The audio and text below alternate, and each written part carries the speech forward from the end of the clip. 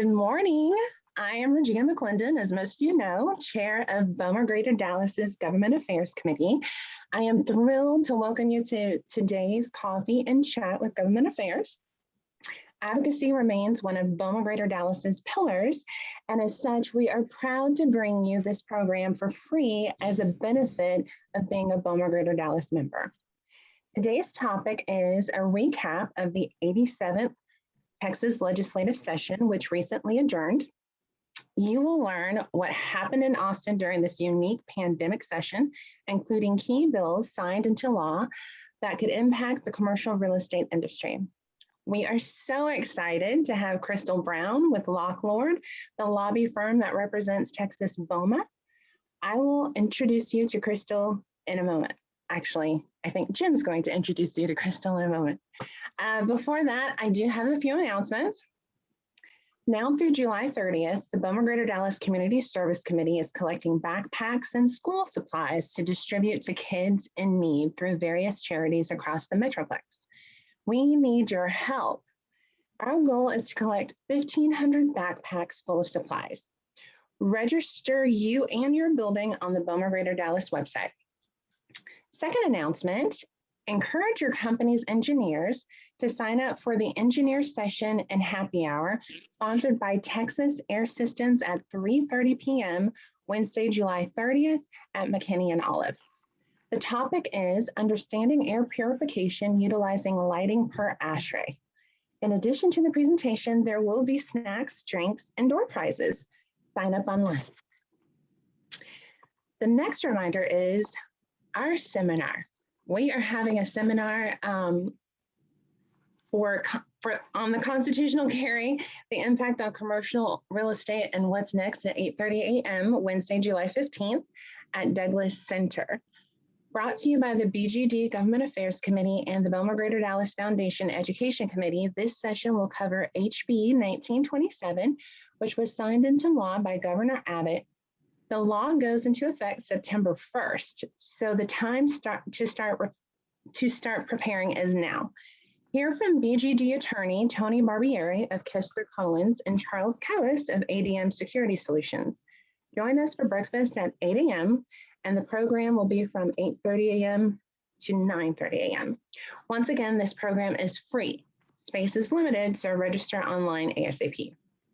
Finally, a reminder that the call for entries are opening July 1st for the 2022 Toby Awards cycle. Enter your buildings in the Outstanding Building of the Year competition and other categories. We have made the process to enter easier than ever. Scan the QR code on your screen and visit the Toby Google Classroom for detailed instructions, informative videos, and tips and tricks from past Toby winners. What are you waiting for? Now it is my pleasure to introduce you to Jim Peck, who is a member of the BOMA Greater Dallas Board of Directors and is the board liaison for the Government Affairs Committee. Jim is going to tell us about the BOMA Greater Dallas Political Action Committee and will introduce our speaker. Thanks, Regina, and good morning, everybody. Wanted to tell you about the BOMA Greater Dallas Political Action Committee.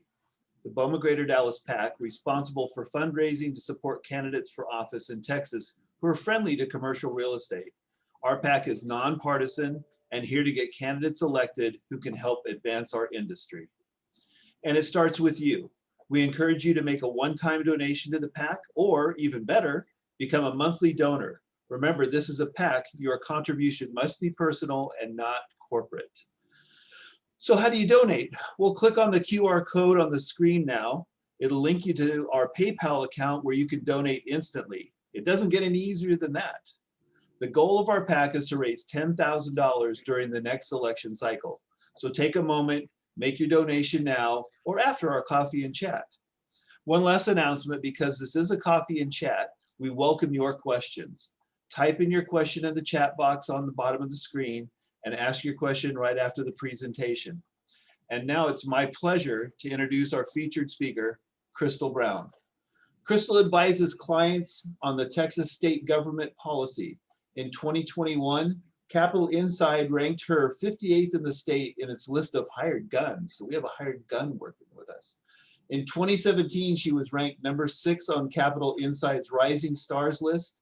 Capital Insight previously noted Brown has a chance to become one of the most influential African-American lobbyists in Austin while working with the Locke Lord teams.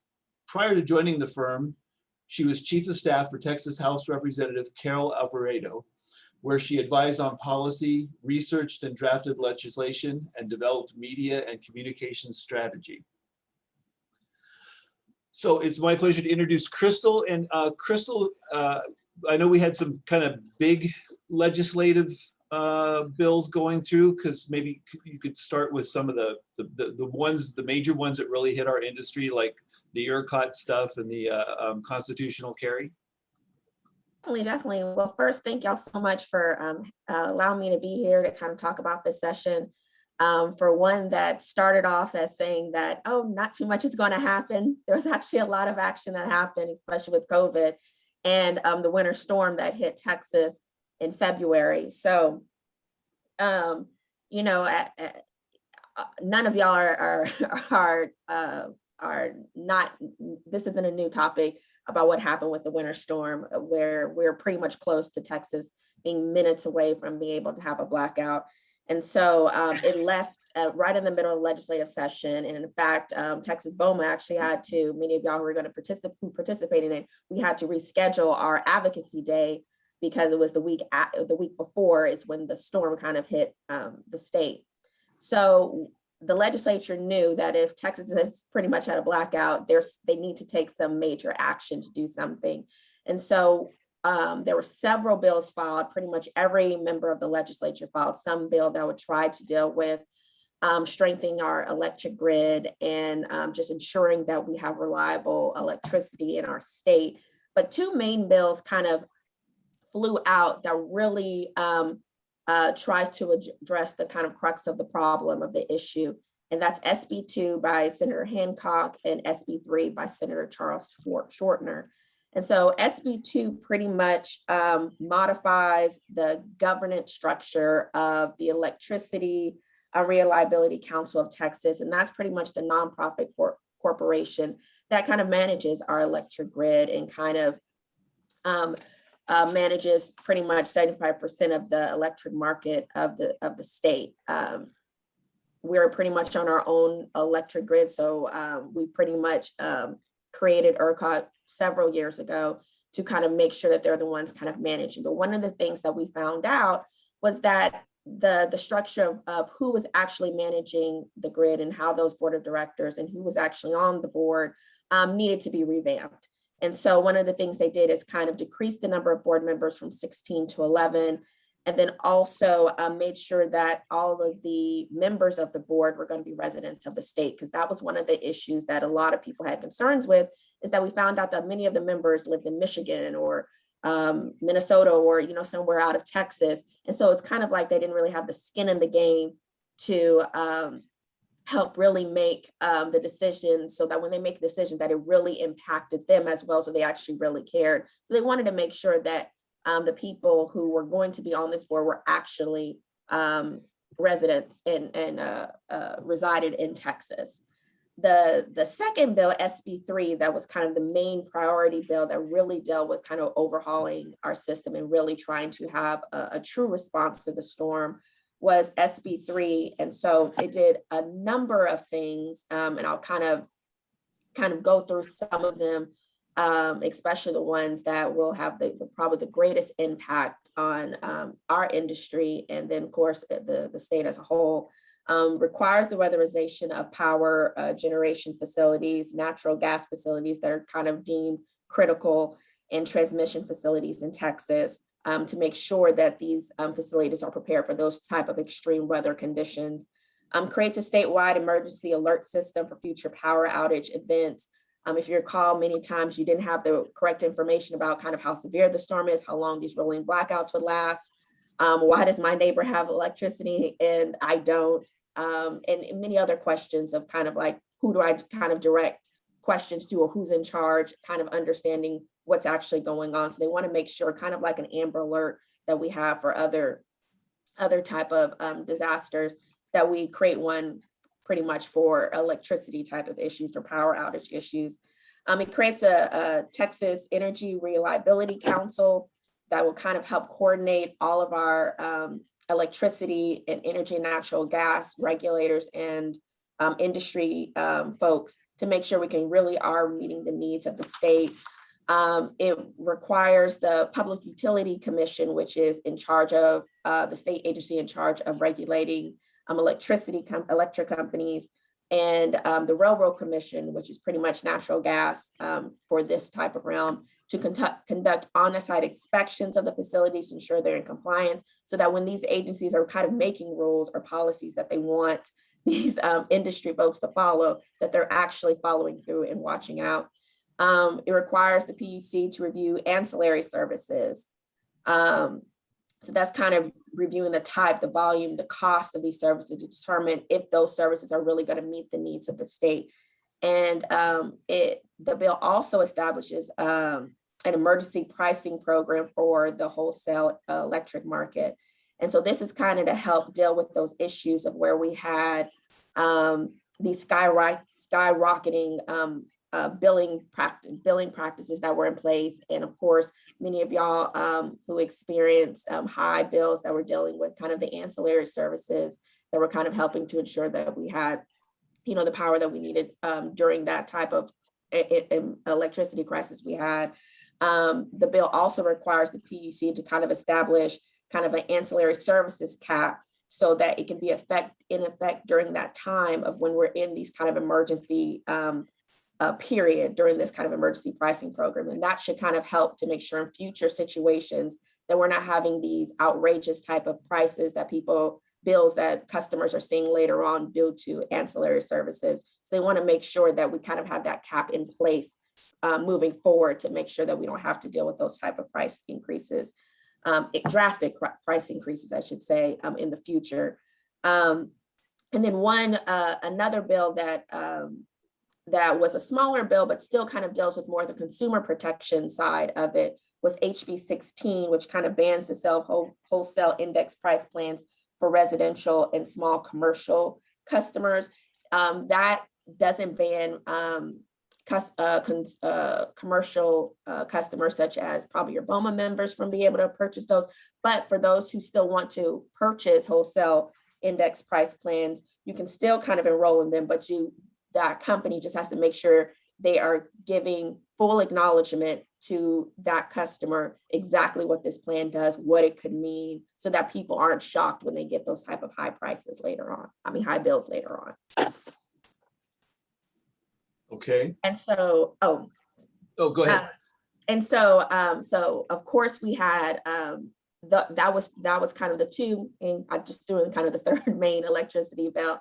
But I know another bill that has been a big concern, and that was pretty much took up a lot of oxygen, especially this session, was kind of our permanentless carry, that people call it constitutional carry in this session, which I'll tell you, that bill would have never probably saw the light of day in any other session, but this was a session that pretty much everything lined up, is that they had a strong grassroots movement. And then they had a House Speaker who was, very supportive of this position, and I believe had filed previous legislation in this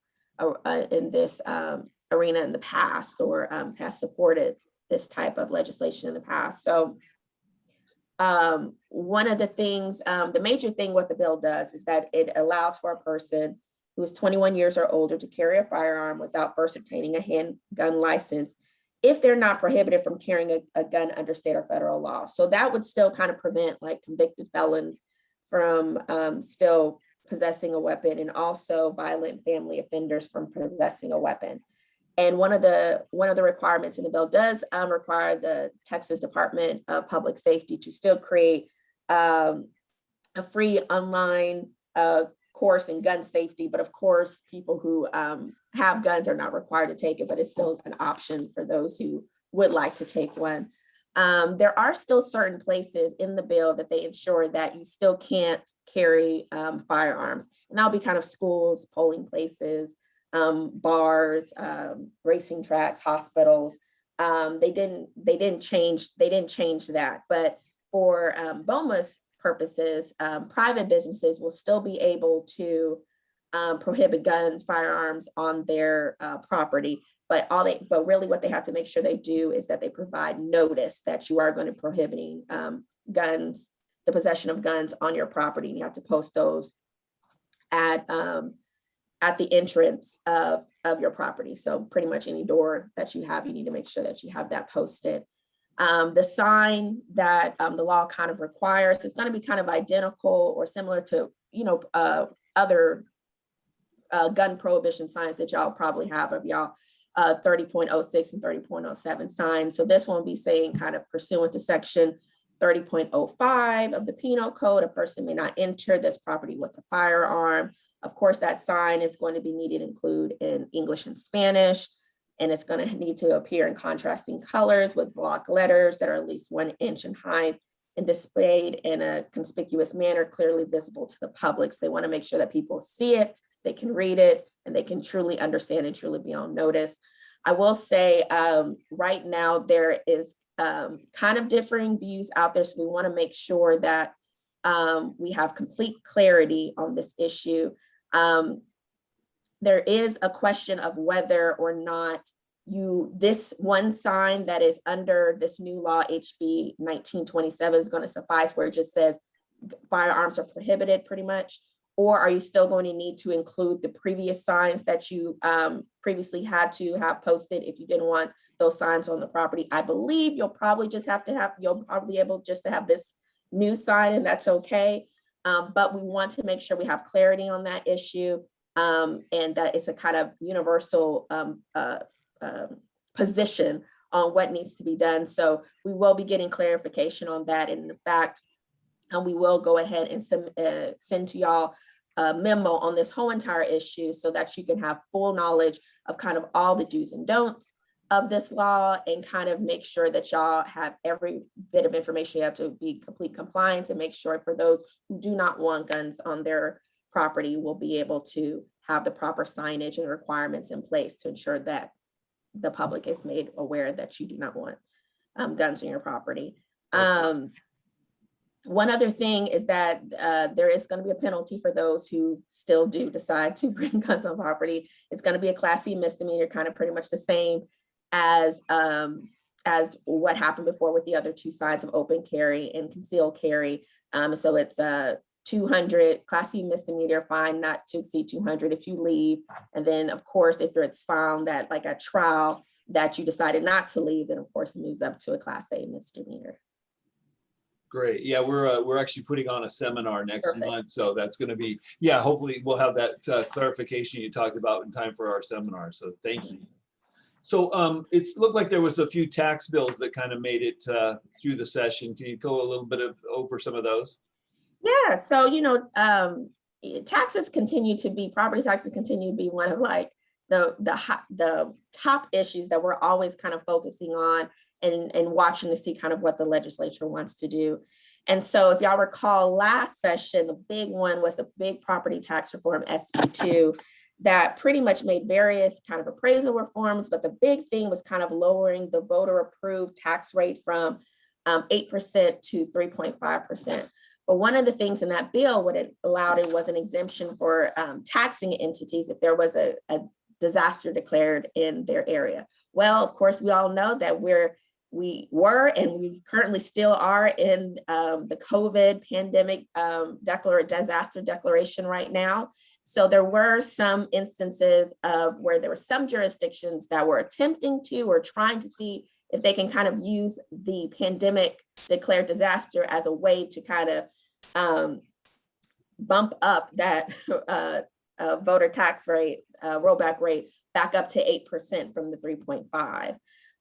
So of course, the author of the bill, the original bill, Senator Bettencourt said, that's not what that's intended to be for. So what he wanted to do is make sure, one of his top things was he wanted to make sure that he closed the loophole for SB2 so that we couldn't have those type of jurisdictions making those type of determinations based off pretty much purely economic disaster.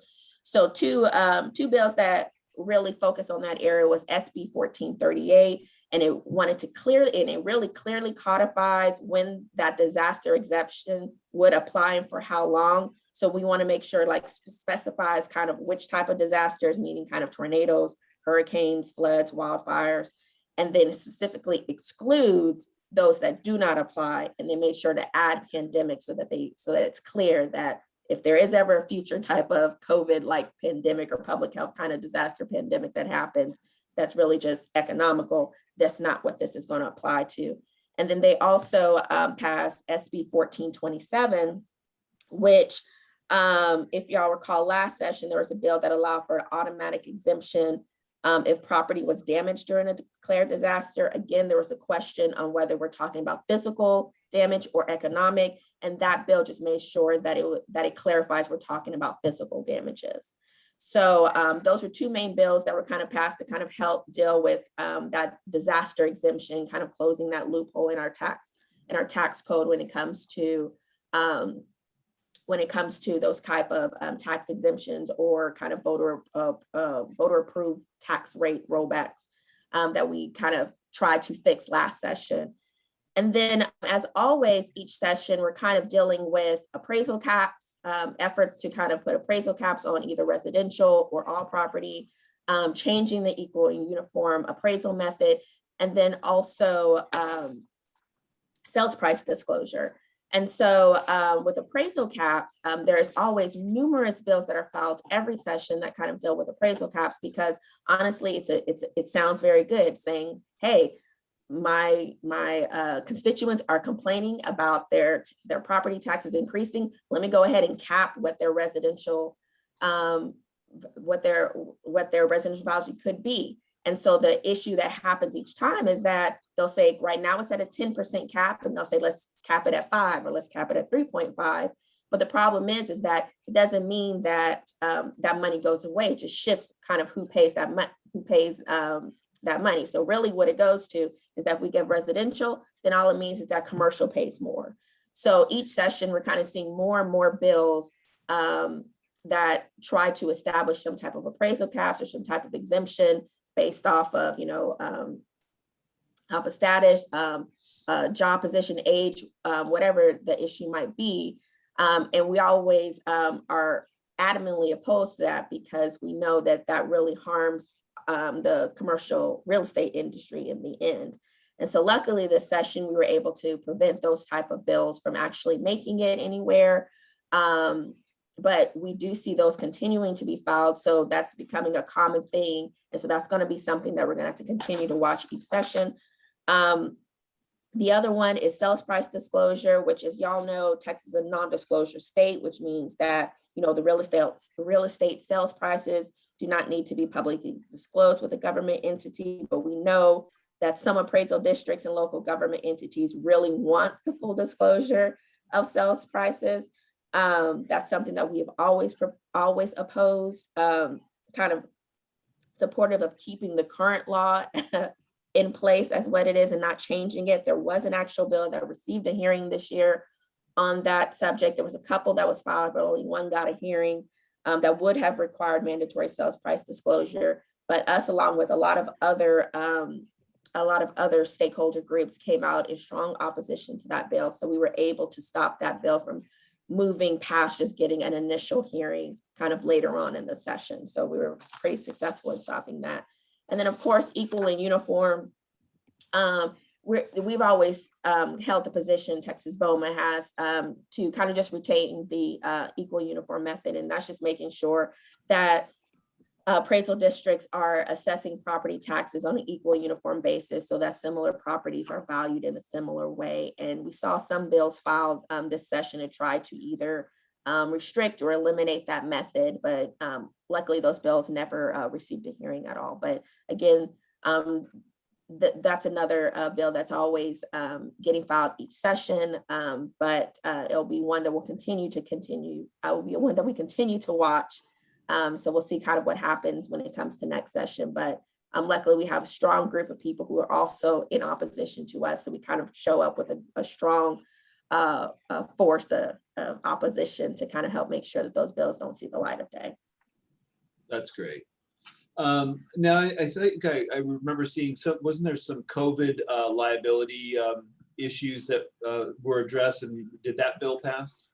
Yes, yes. And I will say it seemed like it was going to have some problems in the beginning because there was so much so much opposition, support. It was kind of all over the place. But this was one of the issues for sure that was a main priority for the governor.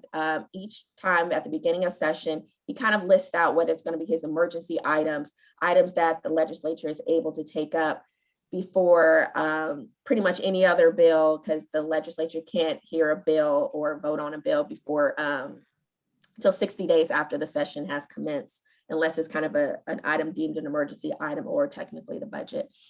So one of those priority items, emergency items, was civil liability protection. And that was one of actually Texas BOMA's #1 priorities this session, because as everybody's kind of aware, remember and aware, back in, last year when we were right in the thick of COVID, there was emergency orders, executive orders coming out from our governor, from, our county judges and, some, mayors who were issuing emergency orders or rules or standards that they wanted people to follow. And what we saw was, the importance of kind of like commercial building owners to making sure of like, if we're going to really start opening, like try to slow the spread and start the reopening efforts, there needs to be certain kind of standards or I don't know if I would say regulation, but regulations, kind of protocols in place to ensure that we have a safe kind of reopening effort that happens. And of course, commercial buildings played a vital role, especially if a business can't open many times if they don't have the actual structure to make sure that they're able to open, or the other things in place to make sure there's actually a safe, healthy environment in place. And so with that being said, and we had more people, more businesses starting to open, the issue kind of came is that about being exposed to COVID and the risk that comes, and the fact that could lead to liability issues when it comes to the exposure to the pandemic. So one of the things that the legislature did, that was SB 6 by Senator Hancock, was to pass a bill that provides retroactive civil liability protections for large and small businesses, religious institutions, nonprofit entities, healthcare providers, first responders, and educational institutions. So, in essence, what the bill does is pretty much make it so that a person wouldn't be liable for injuries or death caused by exposing an individual to a pandemic disease during the emergency under certain circumstances. And to kind of sum it up, I mean, it's an extensive bill, but pretty much you wouldn't be held liable if you kind of issue proper warnings to the claimant, the person who's trying to sue you for exposing them to some type of injury or death caused by the pandemic. If you implemented or complied with government standards, guidance, or protocols that were intended to lower the likelihood of exposure to disease. Now, if you also recall, we did have some instances of where maybe the governor had a certain standard in place, but maybe your county judge had a different standard. Well, what they wanted to do to make sure that you didn't have to deal with kind of the conflict, if you at least followed one of those protocols, then you would still be covered under this bill. So they wanted to make sure, just in case there was a conflict and the county might have required something a little bit more, but the state did not. If you followed what the state said, then you'll be able to be covered under this law.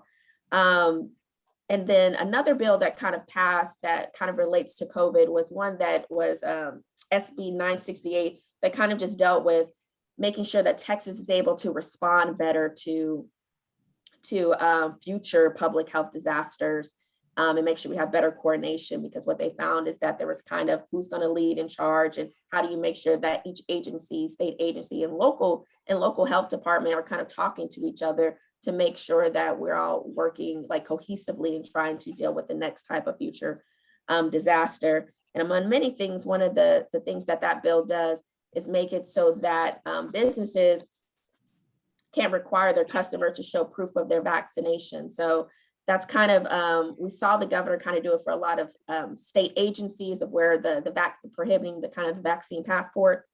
of not making it so that you can't get some type of service or something like that based off of your status. But they want to make sure that businesses don't do that as well. And that those businesses who kind of fail to comply with that requirement, it could affect them from receiving kind of state funding if they're kind of contracting with the state or something. So that's one of the big kind of business related provisions that kind of came out of that bill as well. So on SB 6, did that get signed by the governor? Yes, that got signed. And when you mentioned during the course of a emergency, is there a sunset date? I mean, does that go into effect when he signed it, and how long does the liability extend out to? So with every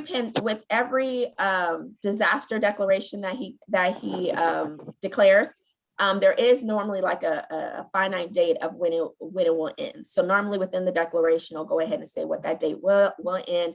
And then what he'll do is he'll either extend it or rescind it, or depending on what the action needs to be for that time of period. So as long as whenever the claim is being made of whether exposure happened, because you have to kind of identify when that exposure kind of happened. If during that time is when a disaster was being declared, then that's when it'll be applicable. Okay. And then other legislation I know is near and dear to BOMA's heart is some of the changes in the construction industries. Are there a few bills on that one? Yes. So each session, stuttering, we always kind of see some kind of construction kind of related bills, and some of them have been, there's kind of so much opposition on both sides that they're really never have an opportunity to really kind of move past. But some of this session, we've actually saw stakeholders get together before and kind of come to an agreement on how to move forward with these issues. So particularly one that BOMA's always kind of watching out for is when we're talking about mechanic liens. What we always see is kind of an effort from several groups, generally led by the subcontractors, to kind of overhaul our Texas lien law system. BOMA has always been opposed to kind of a complete rewrite or overhaul of the system. It's kind of that old saying, if it ain't broke, don't fix it. But we've always been supportive, because understanding the complexity of the law is that if there's a way that we can kind of clarify or streamline certain provisions in the statute to make it so that it's easier to understand, then we'll be gladly supportive of that. And so, of course, this session, probably one of the first in many sessions, at least since I've been involved in this issue, that kind of got everybody together and on the same page, and actually came up with some legislation that does just that, of just more so focuses on kind of adding clarity and kind of streamlining and kind of updating the statute more so because of, just new standard, new technologies is kind of developing new options, especially when we're talking about the type of notices that need to be delivered and the method that they can be delivered in.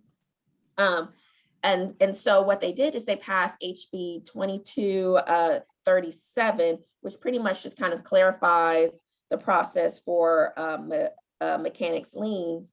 And so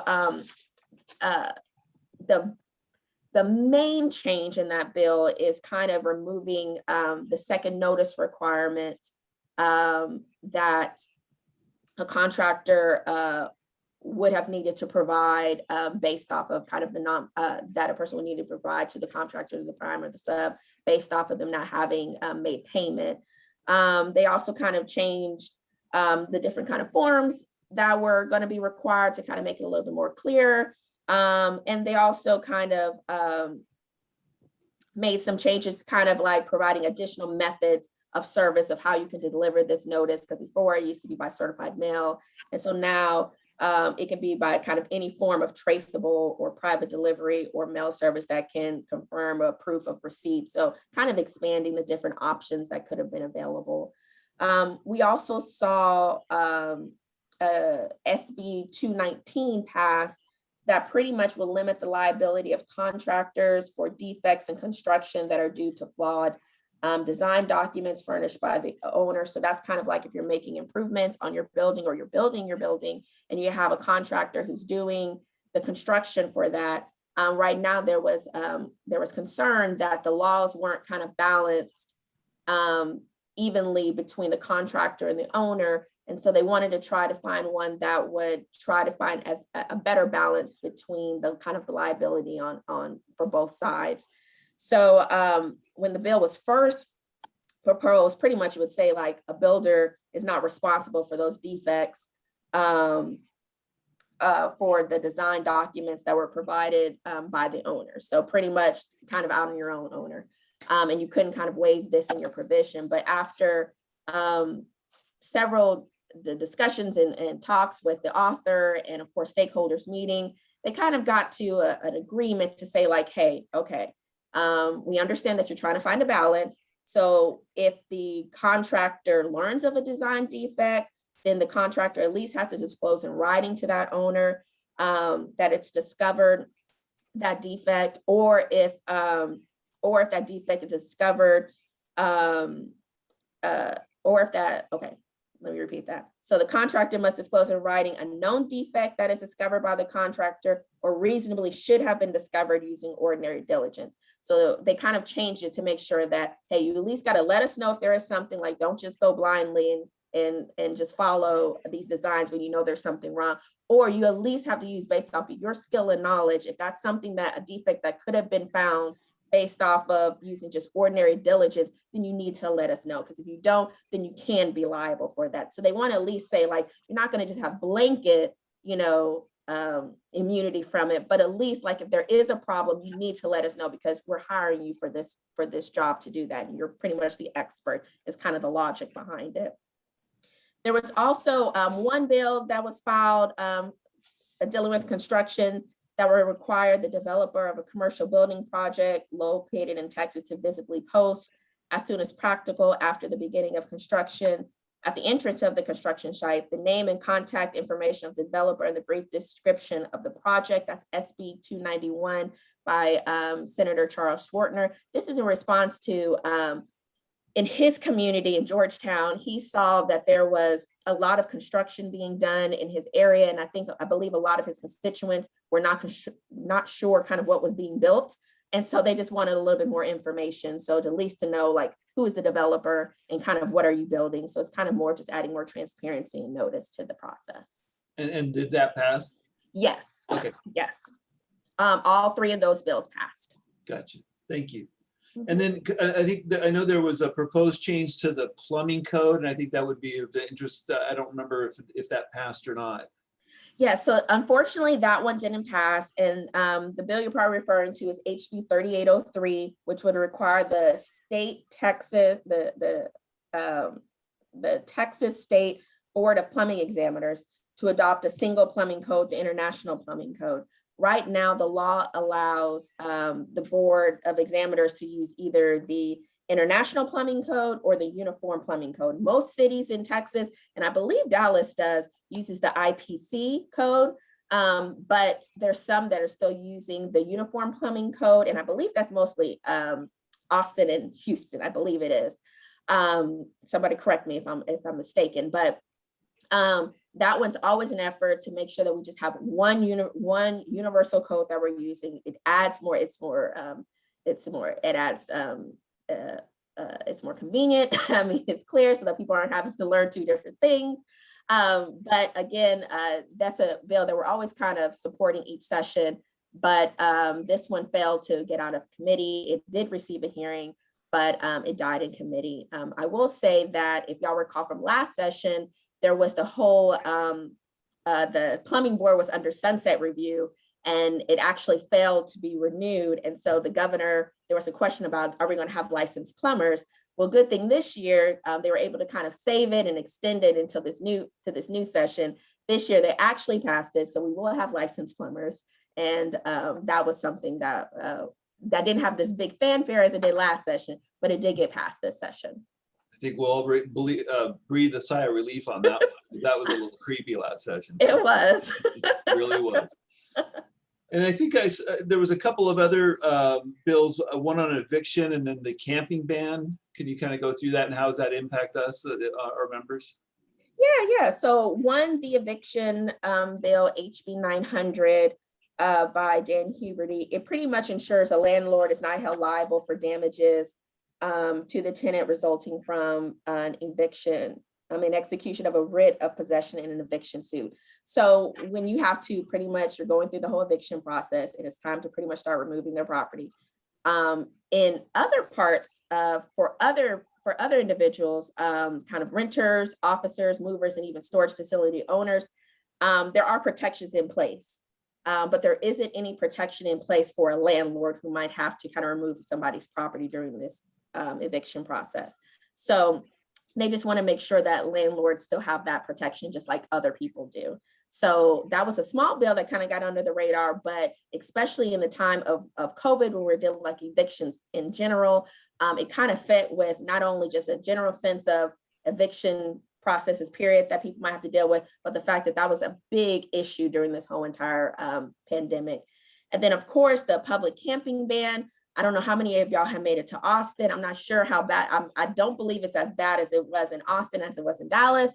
But one of the big things that they passed this session that was signed was HB 1925 that would create a statewide ban on public camping. If you ever came to Austin within the past year, you would see these tents popping up all downtown, right in front of buildings, so that people were literally having to step over homeless individuals as they went into the office. And so what this bill does is kind of create a Class C misdemeanor offense for intentionally or knowing camping in a public place without effective consent. So they're trying to make sure that it stops people from just camping in places that are non kind of camping sites. So if you love to go to a park and it's a camping place, you can still do that. This doesn't affect you there. But for those that are not those type of places that they allow camping, then this would now make it a Class C misdemeanor.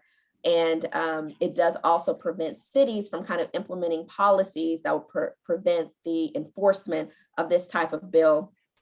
So for example, you might have saw some people saying, well, law enforcement, don't ticket them. Don't worry about it. We'll just let that pass. You're not allowed to do that. If you do that, you run the risk of losing state funds. Okay, great.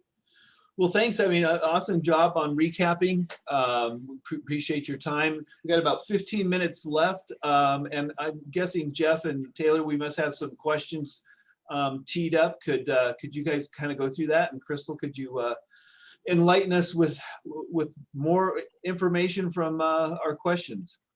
I'll do my best.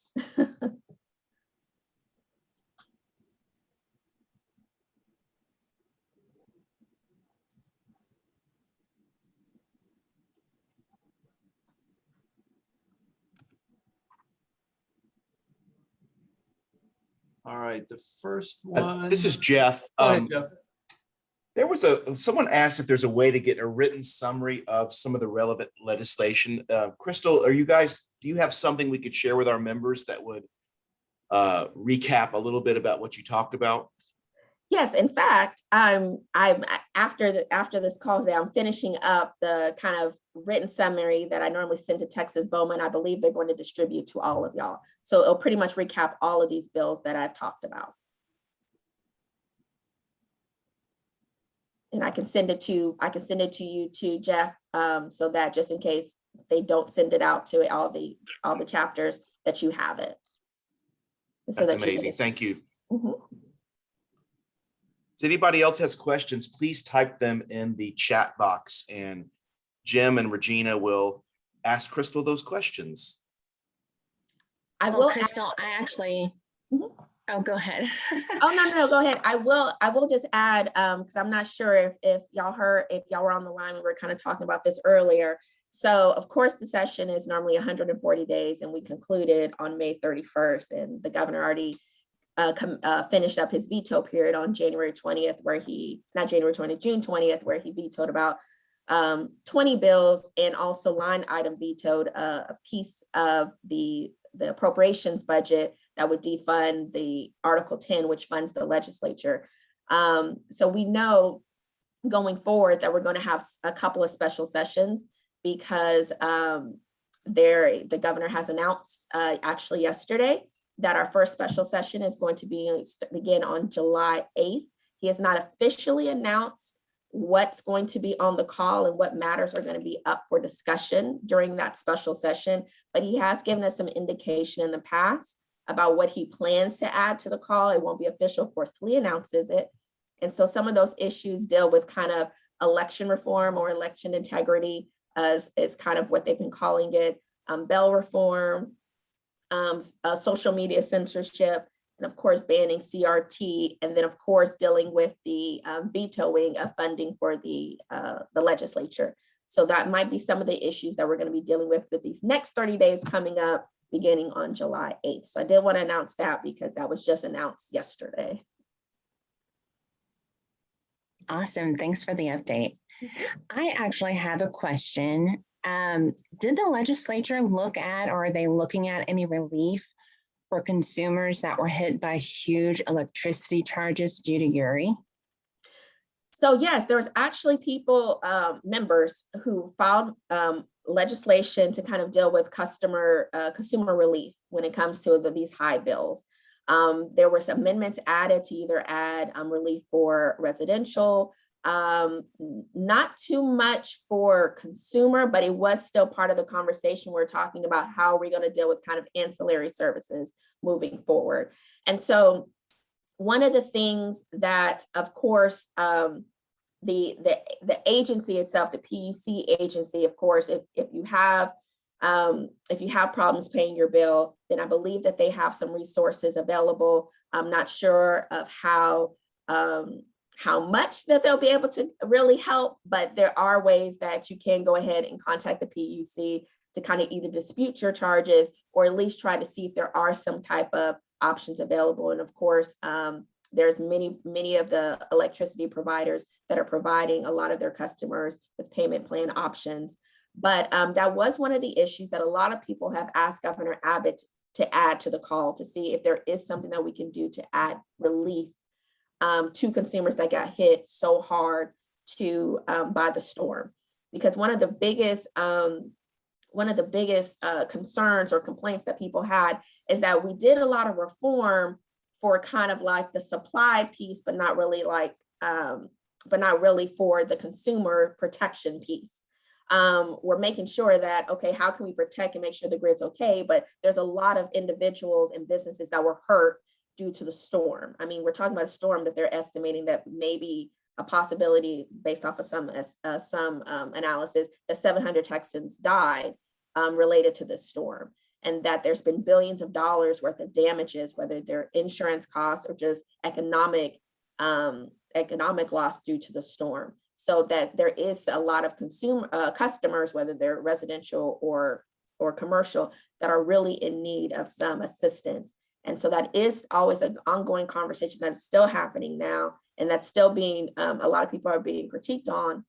And so we'll see if that's something that the governor is willing to kind of add to the call. But when it comes to like true consumer direct relief, we didn't really see those past the finish line, but there were different proposals proposed during the whole entire session to try to address that. It just didn't make it to the finish line.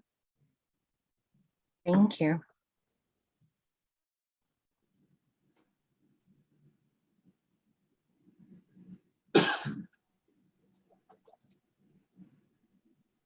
I'm not seeing any other questions.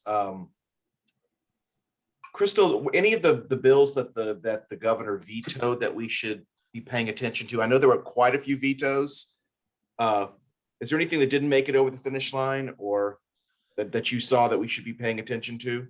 The ones that we were kind of monitoring during session, they were not included in that veto list. I'm still looking at the 20 to see kind of for other, like pretty much other clients that we have, to see if their impact, but they weren't ones that we were following. So it doesn't mean that they won't have some kind of effect, maybe second or third, fourth type of effect, but they weren't one of our priority bills that we were looking that we were kind of watching.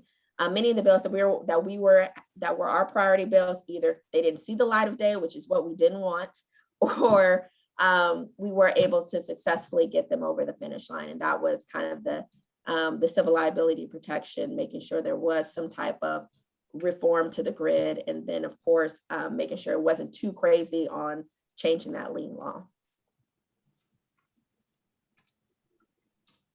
Crystal, I do have one more question. Is there a time limit for ERCOT to basically stabilize the grid? Because I know 10 years ago, it was recommended when this occurred before, but they didn't require it. And obviously, based on what happened in February, they didn't follow the recommendation. So are they making it mandatory at this point? And is there a deadline for doing that? So that's kind of another critique that's been put in place, is that they're still kind of on the process of kind of what the PUC is going to require. So right now they're kind of giving the PUC and the Railroad Commission, depending on what utility or or if it's a utility or if it's kind of electric or a power company, of how you need to kind of follow some of these recommendations. And so of course, we're going to be watching what the PUC rules say. And of course, any Railroad Commission rules that come out that kind of address this issue. But is there a hardcore fast deadline for all these facilities? No. But I will say that they are trying to give these regulatory agencies more teeth. And I think especially with the PUC, because we have brand new commissioners, because pretty much every single PUC commissioner we had resigned pretty quickly after the storm. So we have brand new ones that have been appointed. And I believe that they're trying to make sure that this isn't kind of what was known as kind of like the sleepy agency that didn't do anything. And so I think we're going to see a little bit more action from them to ensure that many of the things that the legislature wants them to do is going to go ahead and be done, because there'll be different review processes in place, committees in place to really kind of look at what is the best way for us to make sure that we have a strong electricity, energy kind of industry working together to make sure that we have a reliable grid. So I think we'll kind of see it move along course, but I mean, there's not a finite deadline by 2022 that everything has to be done. Can we push them to make the recommended to required? That's what I want to see. There was a lot of effort, I'll tell you that, to make sure, because during a lot of the hearings, and they had significant and long hearings on these issues, is that the fact that it would always be kind of like a suggestion. And then there was a lot of criticism saying, no, this doesn't need to be a suggestion, it needs to be a requirement. But then of course, when you have the requirement, it comes to what's that cost associated, and is the state going to assist and help with that? For example, there's a bill HB 2000 that would have given $2 billion pretty much from the rainy day fund, kind of to create kind of a financing program to help with a lot of these power plants in Texas or facilities, to help them weatherize their plants. But that one, it passed the House, but it didn't get a chance in the Senate to even get a hearing. So there's always kind of, the cost question is involved, of whether, is it something the state needs to pay? Is it something the industry needs to pay for? We have a deregulated market. So kind of how are you kind of balancing that to make sure we're not having too much regulation, but making sure Texas, that has this low regulation state, kind of continues that mantra.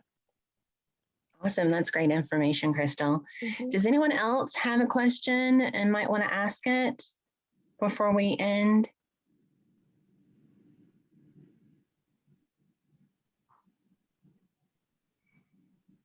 All right. Jeff, I'm sorry, Jim, do you want to go ahead and make the closing remarks? Sure. Crystal, thanks on behalf of the BOMA Greater Dallas Government Affairs. We really appreciate you joining us and all the insight you gave us today.